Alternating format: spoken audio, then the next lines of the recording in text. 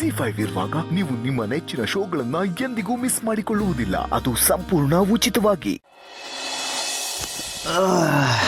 ಏನು ಮೂರು miss call ಮಾಡ್ಬಿಟ್ಟಿದ್ದಾನಲ್ಲ ಗೆಳೆಯ. ಫೋನ್ ಯಾಕೆ ತೆಗಿತಾ ಇಲ್ಲ ಅವನು?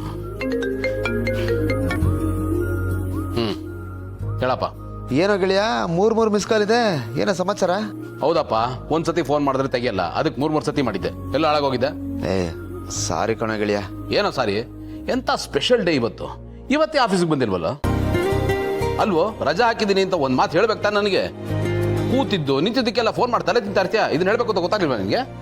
ಅದು ಏನಾಯ್ತು ಅಂತಂದ್ರೆ, ಸುಮ್ನಿರಾ, ಎಲ್ಲದಕ್ಕೂ ನೀನು ಸಂಜಾಯಿಸಿ ಕೊಡಕ್ ಬರ್ಬೇಡ. ಗೆಳೆಯ, ನಾನು ಹೇಳೋದು ಸ್ವಲ್ಪ ಕೇಳ. ಅಪರ್ಣಂಗೆ ಹುಷಾರಿಲ್ಲ ಕಣ, ನಾನು ಆ ಟೆನ್ಷನಲ್ಲಿದ್ದೆ, ಅದಕ್ಕೆ ಆಫೀಸಿಗೆ ಬರೋಕ್ಕಾಗಲಿಲ್ಲ, ಫೋನು ಮಾಡೋಕ್ಕಾಗಲಿಲ್ಲ. ಅಯ್ಯಯ್ಯೋ, ಸಾರಿ ಕಣ. ಹೇಗಿದ್ದಾಳೆ ಈಗ ನನ್ನ ಡಾರ್ಲಿಂಗು?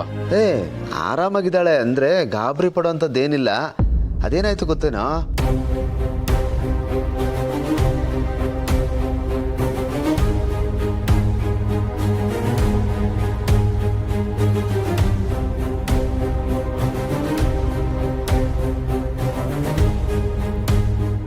ಇಷ್ಟಾಯ್ತು ಕತೆ. ಅದಕ್ಕೆ ಬೆಳಗ್ಗೆಯಿಂದ ಅವಳ ಜೊತೆಗೆ ಇದ್ದು ಅವಳು ಯೋಗಕ್ಷೇಮ ನೋಡ್ಕೋತಾ ಇದ್ದೀನಿ.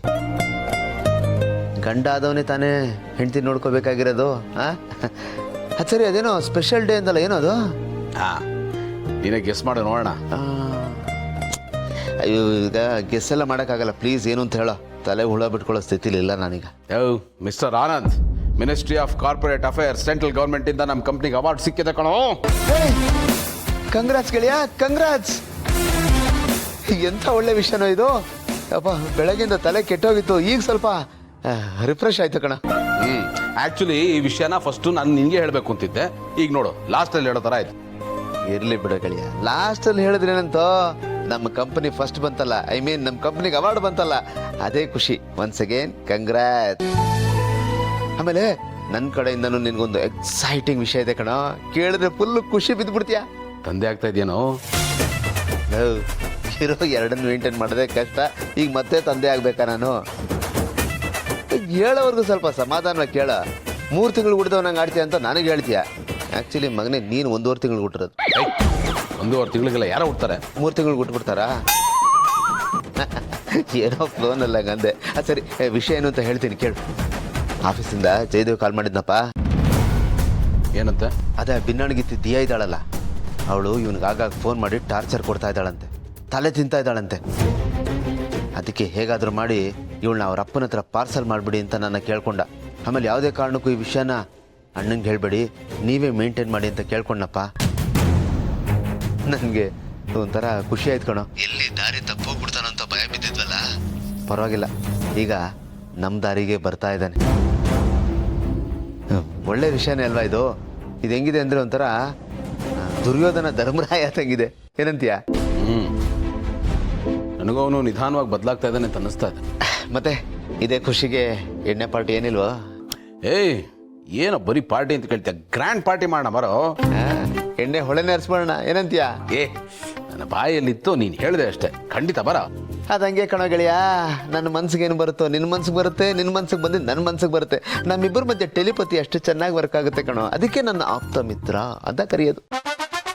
ಅದು ಸರಿ, ಪಾರ್ಟಿ ಮಾಡೋಕ್ಕೆ ಅದಕ್ಕೆ ಇದೇನು ಅಬ್ಜೆಕ್ಷನ್ ಇಲ್ಲ ತಾನೆ? ನೋಡೋ, ಹಾಲ್ನಂತ ಮನಸ್ಸವರು ಆಲ್ಕೋಹಾಲ್ ಕುಡಿಬೇಡಿ ಅಂತ ಯಾವತ್ತೂ ಹೇಳಲ್ಲ. ನೋಡಿ, ಜಾಸ್ತಿ ಮಾಡ್ಕೋಬೇಡಿ, ಲೈಟ್ ಆಗಿ ತಗೊಳ್ಳಿ, ಲಿಮಿಟ್ ಅಲ್ಲಿ ಇರಿ ಅಂತ ಕಿವಿ ಮಾತು ಹೇಳ್ತಾರೆ ಅಷ್ಟೇ.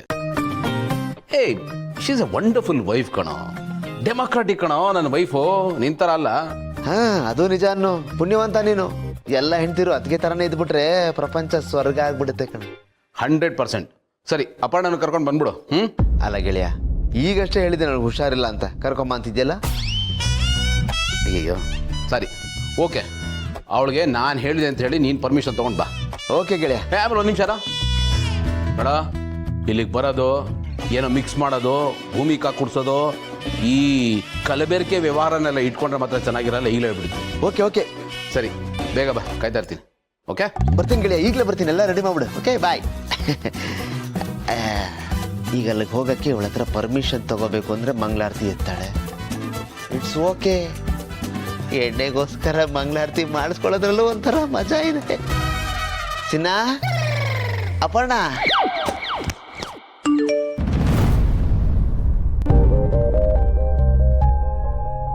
ಪ್ಲೀಸ್ ಗೌತಮ್ ಅವರೇ, ನನ್ನನ್ನ ಅವಾಯ್ಡ್ ಮಾಡಬೇಡಿ.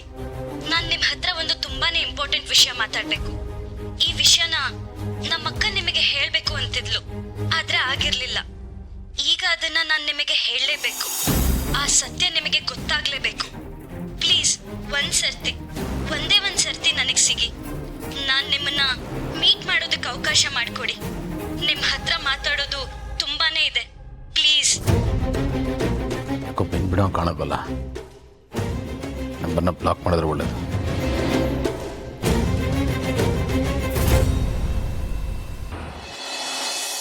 ಹಲೋ ಅದಕ್ಕೆ ತಂಗಿ, ಬನ್ನಿ ಬನ್ನಿ ಬನ್ನಿ ಬನ್ನಿ, ತೊಗೊಳ್ಳಿ ಸ್ವೀಟು. ಇದೇನ್ರಿ ಹಾಗೆ ನೋಡ್ತಾ ಇದ್ದೀರಾ? ಸ್ವೀಟ್ ತೊಗೊಳ್ಳಿ. ಅರೆ ಏನಾಯ್ತು ಇವ್ರಿಗೆ? ಏನೋ ಮಿಸ್ ಹೊಡಿತಾ ಇದೆಯಲ್ಲ. ಏನಂತ ಕರೆದ್ರಿ ನೀವು ನನ್ನ? ಏನಂತ ಕರೆದೆ? ಅದಕ್ಕೆ ತಂಗಿ ಅಂತ. ಇನ್ಮೇಲೆ ಹಾಗೆಲ್ಲ ಕರಿಬೇಡಿ ನನ್ನ. ಯಾಕೆ? ಅಪೇಕ್ಷಾ, ಅದಕ್ಕೆ ತಂಗಿ ಅಂತ ಕರೆಯೋದು ಒಂಥರ ಸ್ಪೆಷಲ್ ಅಲ್ವಾ? ನಿಮ್ಗೊಂಥರ ಟ್ಯಾಗ್ ಲೈನ್ ಇದ್ದಂಗೆ, ಟ್ರೇಡ್ ಮಾರ್ಕ್ ತರ. ನನಗದಿಷ್ಟ ಇಲ್ಲ. ಬಟ್ ಯಾಕೆ ಅಂತ? ಪಾರ್ಥ ಪ್ಲೀಸ್, ಹೇಳ್ದಷ್ಟು ಮಾಡಿ, ನಂಗೆ ಇರಿಟೇಟ್ ಮಾಡಬೇಡಿ.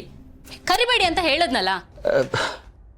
ಓಕೆ ಓಕೆ ಓಕೆ ಫೈನ್, ಸರಿ ಆಯ್ತು. ನಿಮ್ಗೆ ಇಷ್ಟ ಇಲ್ಲ ಅಂದಮೇಲೆ ಆ ಥರ ಕರೆಯಲ್ಲ ಬಿಡಿ. ಡಿಲೀಟ್, ಆ ವರ್ಡೇ ಡಿಲೀಟ್. ಸರಿ, ಈಗ ಸ್ವೀಟ್ ತಗೊಳ್ಳಿ.